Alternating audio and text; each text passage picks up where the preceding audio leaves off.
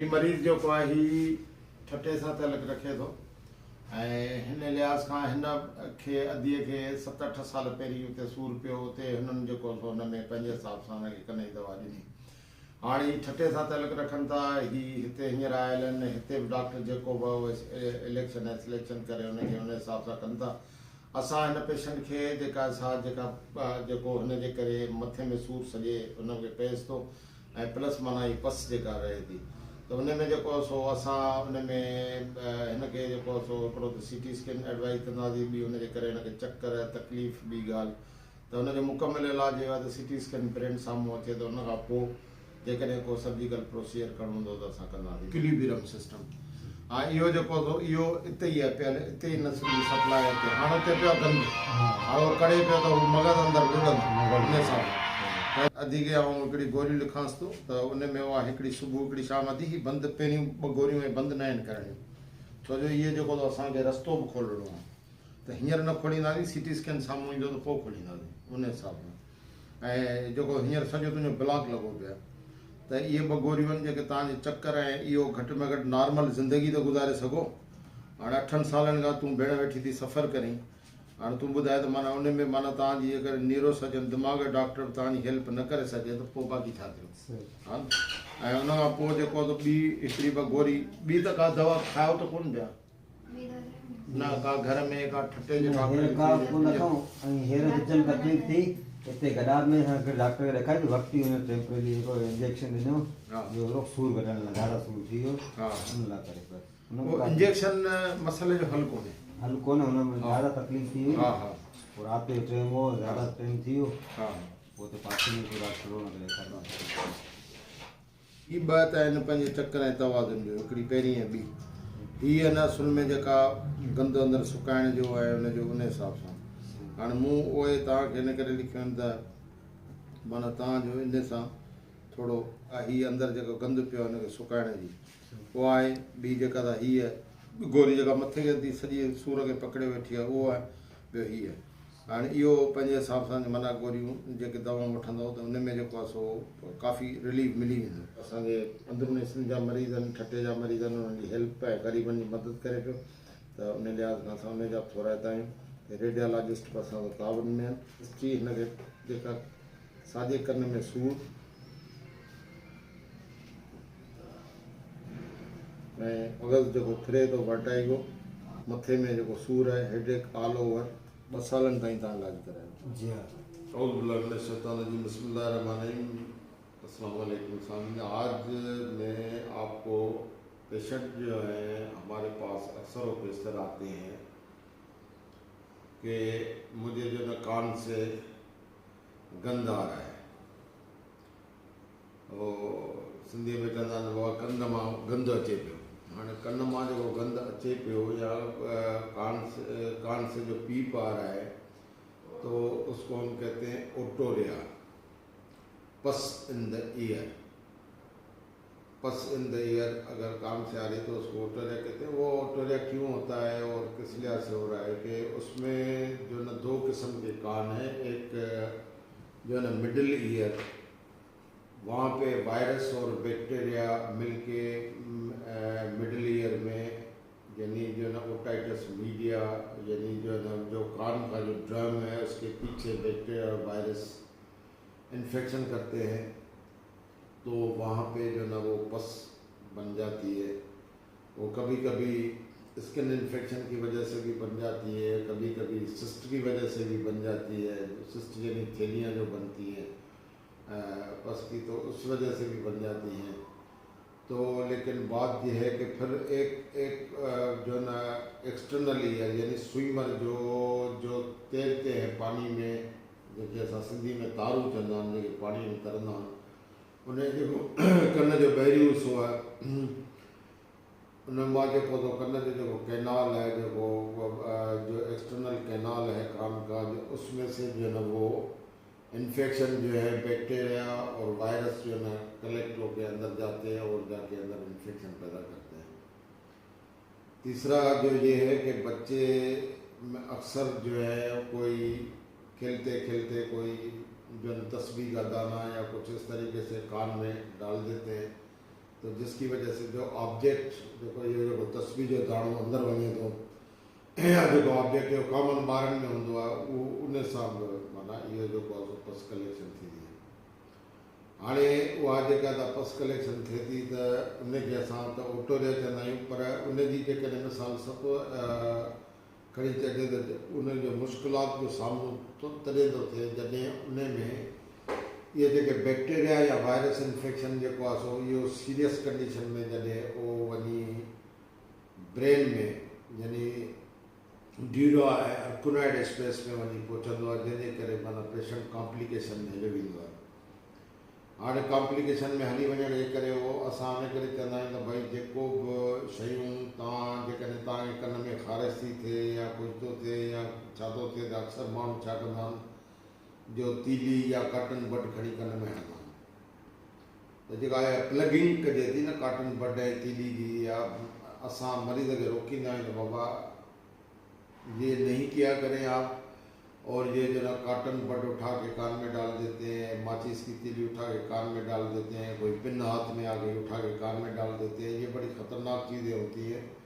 जो कान में जाके जो है इन्फेक्शन यानी ओटोरिया यानी उसके बाद जो है पस कलेक्शन हो जाती है।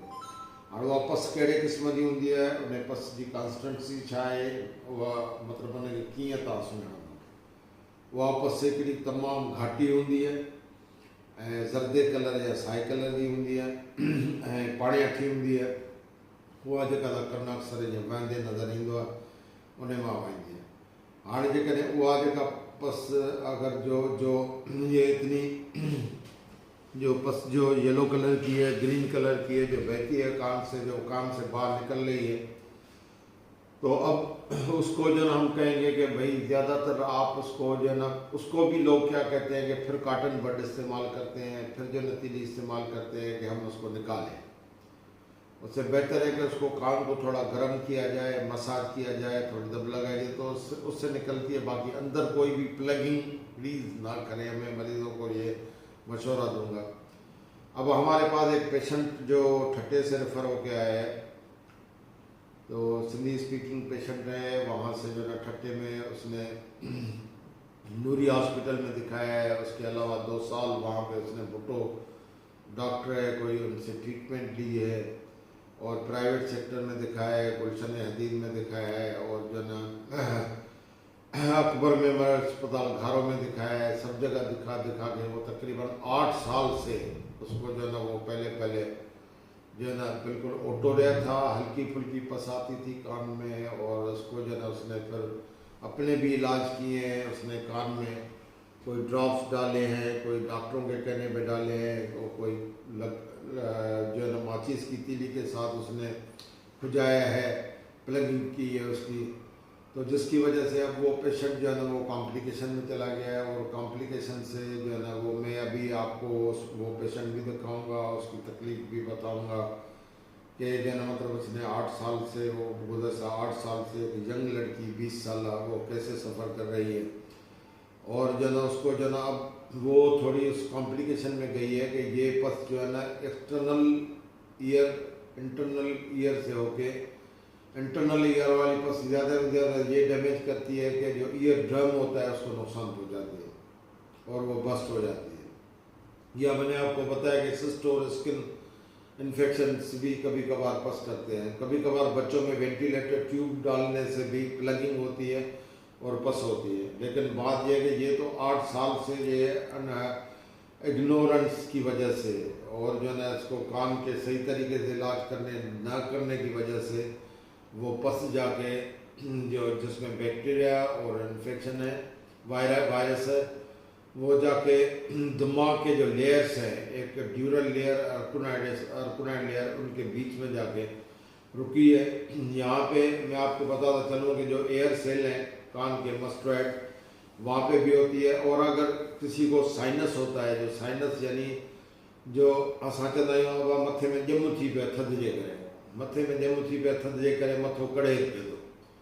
पोइ असां हुनखे छा कंदा आहियूं, उॿ ॾींदा आहियूं गरम पाणी जी ऐं प्लस माना उन हिसाब सां उहे जेको साइनस जेके आहिनि मथे जा उहे जेके टोटल साइनस आहिनि यानी मैक्सिलरी साइनस आहिनि या मथे जेके टेम्पोरल ते आहिनि या जेके अॻियां आहिनि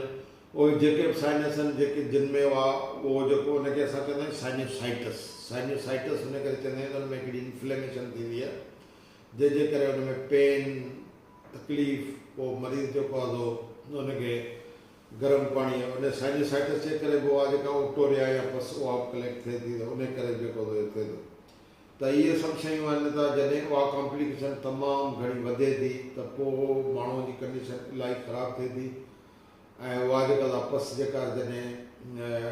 वञी उनखे असां चवंदा आहियूं एम्पाइमा, उहा जॾहिं पस वञी कलेक्ट थिए थी उन जॻह ते जिते ड्यूरा ऐं अर्कुराइन स्पेस आहे उते एम्पाइमा ठहंदो आहे। एम्पाइमा जे करे जेको आहे सो हुनखे तकलीफ़ थींदी आहे, सॼे मथे में सूरु, उल्टियूं, चकर ऐं उनखां अलावा जेको रेज़िडेंट प्रेशर, ॿिया कई मसइला उन सां पेशेंट सां साम्हूं ईंदा आहिनि जंहिंजे करे हू सॼी राति हुन में झपका लॻंदा आहिनि, दिमाग़ में झटका लॻंदा आहिनि। माना उहो चवंदा आहिनि बाबा जेको आहे असांखे उहो थी सघे थो ॿिया मसइला अञा वधनि, छो जो ड्यूरा इन्वॉल्व जॾहिं ब्रेन थींदो आहे पोइ ब्रेन जे करे त कई मसइला पैदा थींदा आहिनि। तंहिं करे असां तव्हांखे सिर्फ़ु इहो मशवरो ॾींदासीं और ये मशवरा ये आगाही गौर से सुनने की है कि जब भी आपको कान में कोई खारिश हो या इन्फेक्शन हो तो उसको किसी तीली से या किसी कॉटन बड से या किसी पिन से या किसी और चीज़ जो भी हाथ में आए उससे जो है प्लग इन ना करें, उसको जो है खुदाई नहीं, उसको जो है इस तरीके से ना करें जिसमें कोई ऐसी कॉम्प्लिकेशन डेवलप हो। अब जैसे आपको ये पेशेंट में दिखाऊंगा तो जो है ना वो पेशेंट मैं ट्रीट कर रहा हूँ, उसको मैंने अब उसको जो है ना ज़ाहिर अर्कुनाइड और ड्यूरा स्पेस में जो है ना उसके पस चली गई है। तो हाँ जेका ब्रेन जे लेयर्स में जेका पस हली वही है तो हाँ उनजे लाइ असांखे ॿियो को बि हल न आहे, उनजो CT स्कैन कराइणो आहे। ॿी त हिनजी ट्रीटमेंट त उहा ई साॻी आहे, माना जेको एंटीबायोटिक ॾियणु, मेडिकेशन ॾियणु, सूर जूं दवाऊं ॾियणु, एंटी इन्फ्लेमेटरी दवाऊं ॾियणो। पर हाणे जेकॾहिं इहा कॉम्प्लिकेशन असांखे CT स्कैन में क्लियर कट नज़र अचे थी तो मस्टर्ड एयर सेल वटि आहे, साइनसाइटिस जे करे आहे या कोई ॿियो प्रॉब्लम आहे, या छो जो हाणे उहा मिडल ईयर मां एक्सटर्नल ईयर मां मिडल ईयर मां टुपी उहा अंदरि मथे चढ़ी आई। हाणे उनखे जेको असांखे उनखे ट्रीट करिणो आहे, पोइ उनजो सर्जिकल प्रोसीजर ज़रिए उनखे सर्जिकल इंटरवेंशन करणी पवंदी आहे, उनखे असांखे ड्रेन करिणो पवंदो। त हाणे इहा तव्हांखे आगाही इन करे पिया ॾियूं त हिकिड़ी नंढड़ी तीली खोटण जे करे या हिकिड़े पिन जे करे या हिकिड़े हुनजे प्लगिंग जे करे तव्हां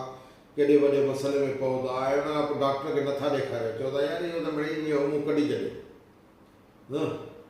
उन जी नंढड़ी इग्नोरेंस, उहा हाइट ऑफ इग्नोरेंस में शामिल थी वञे, जेका पोइ तव्हांजी निगलिजेंसी नंढड़ी